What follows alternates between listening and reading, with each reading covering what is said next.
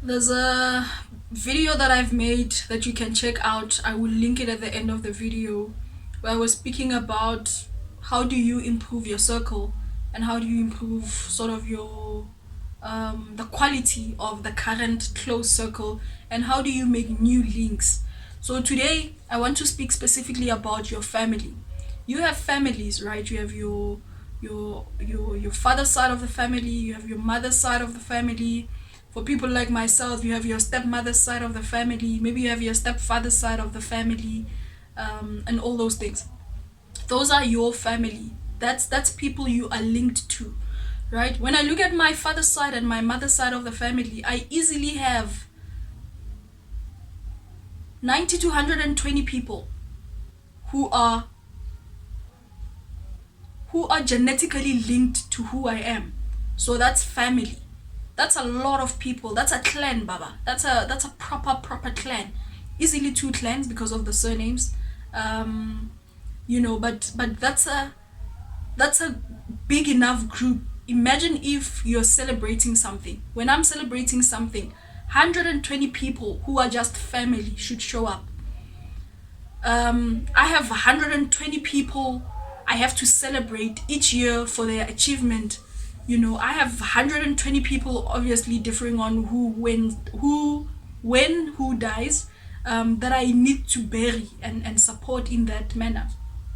And this is just direct. This is just direct links. And one of the theories about life today and family is that families are spreading more and more apart, and I don't want to go deep into that, but I want to focus on the self. If you're looking at this video, if you're watching this video, I want to remind you that you personally are responsible for your relationship with each and every single one of them. It's not your excuse to say our families are falling apart, our cousins are not close. The truth of the matter is that they are close. You are close with a couple of them. You are close with a couple of your nieces and nephews. You're close with a couple of your cousins, close with a couple of your aunts and uncles. But we all have the personal responsibility to build the 120 individual relationships with each and every single one of them without blaming anyone, without blaming distance. I mean, we are on WhatsApp now, we're on Facebook now. What's your excuse for not improving your relationship with some of your cousins? Why aren't you calling some of your nephews and nieces? Why aren't you calling some of your aunts and your uncles? It's your problem. It cannot be that the family is falling apart. It cannot be that family isn't close anymore. Yes, but that's because individuals are not making the efforts. You are not taking the responsibility to connect with your nephews and nieces. You're not connecting with your cousins. You're not connecting with your uncles and aunts. It's on you.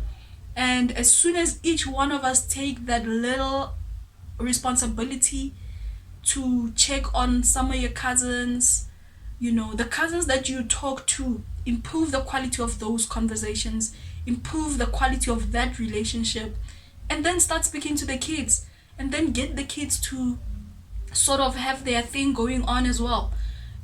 I think that's one of the most important things you can do for yourself. Yeah, man, if you believe in blessings, I don't believe in blessings much, but if you believe in blessings, some of your blessings, in fact, a lot of your blessings are within those relationships. Some of your problems can go away simply because of improving those relationships. Of course, your siblings, your immediate family, but at extended levels, like I said, you have the responsibility for improving the relationships with your cousins and uncles and nieces and nephews.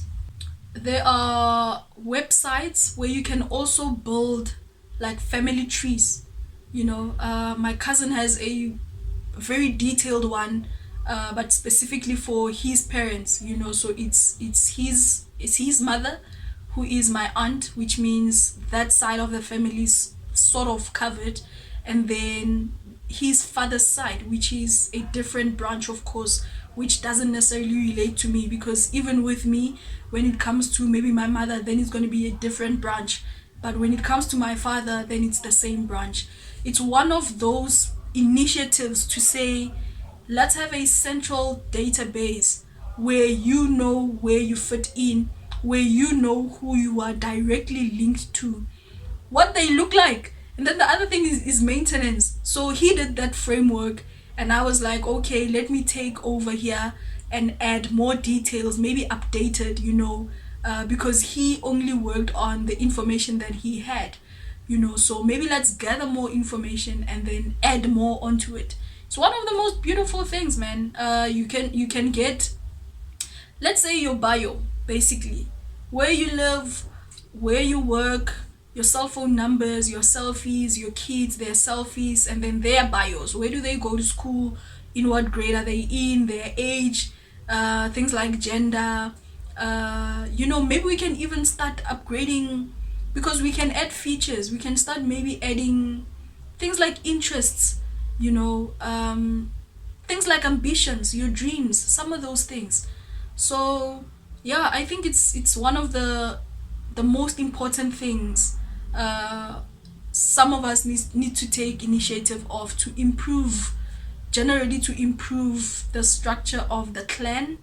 And if you didn't know, a clan is made up of families, right? So it's you have your own siblings, and then you have your parents. You are a family, but they have siblings, which means they have different families. So we have now 10 families, and that makes up the clan. And then obviously you have your paternal clan, and then your maternal clan, and they also have their different families inside of it. So what a family tree does, it's to help you bring structure to this thing. And to be honest, these things brings confidence in your identity. It brings confidence in who you are and where you come from, and of course that can help you to determine who you are going forward, how you introduce yourself, and how you navigate yourself through other people's families and different clans.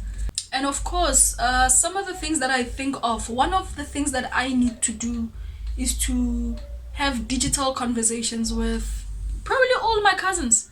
Have a video recording of the stream. Maybe there's two of us and we're just having conversation specifically about family, yeah, get to know you a little bit, update me on what's happening in your life. And then we get to post that maybe on YouTube. We can have a family YouTube that's private only for the members of the family. Imagine going onto that YouTube channel and you get to see, oh, my cousin Mamang was having a conversation with Uncle Mamang. This is how the conversation went. Oh, I see my nephew here was having a conversation with their mother, actually. And this is what it looks like, and this is what they think about family. Because we are still struggling to, it cannot be the whole thing. And that's why I'm saying you and your specific cousin, aunt, nephew, you need to develop those conversations. And then if we all do that in various ways, then we need to then put them together.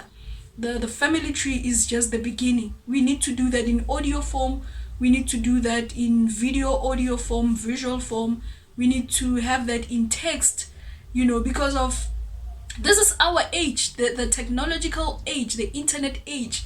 So our heritage is becoming a little bit more different than our parents and their parents, because theirs was more oral, theirs were more on the land. We are pretty much more flexible, and that's why maybe we are so separate, because of its jobs, its marriages. For them, they had to bring their partners to your compound, to the land, to the father's land, and all of those things. They had to take care of things like the cattle, so they had a lot more bringing them together. So we need to find a way to embrace being together, leveraging on the internet, even though we are far away from each other. That will definitely bring us closer, and it will make us feel connected. Because of our cell phones, we must never feel separate. We must never feel far from each other. There are people you haven't seen in forever.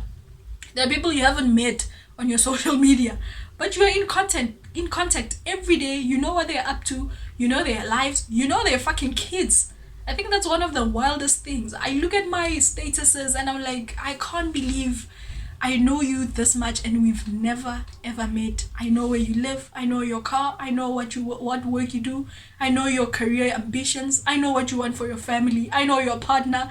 Bruv, I know your thoughts, I know how you think. Like I know so much about so many people. But I would like that for my family as well, and I wonder if they think about these things. Some of them do, of course, but we need to initiate more. We need to propose more.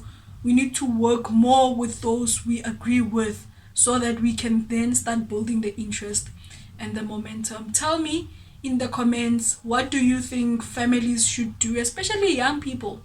How do we leverage the internet and our cell phones to sort of close those gaps within our families? What personal responsibility do you take to make it better and contribute, and see if we cannot build a better world for the world.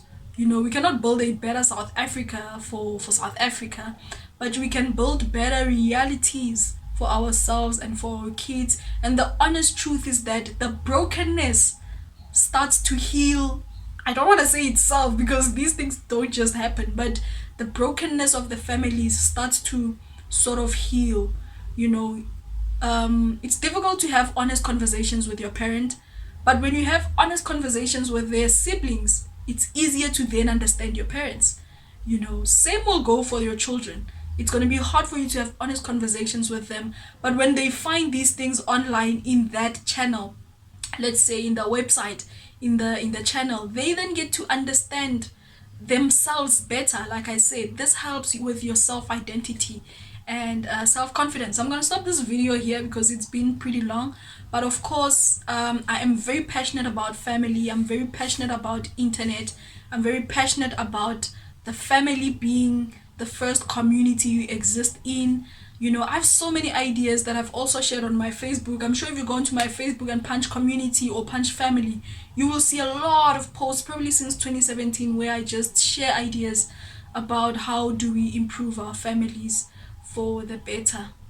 A lot of healing comes from just the initiatives, because of, I believe, a lot of problems that we have today are because of our broken families, and therefore if we fix some of these, we get to heal ourselves in many different ways.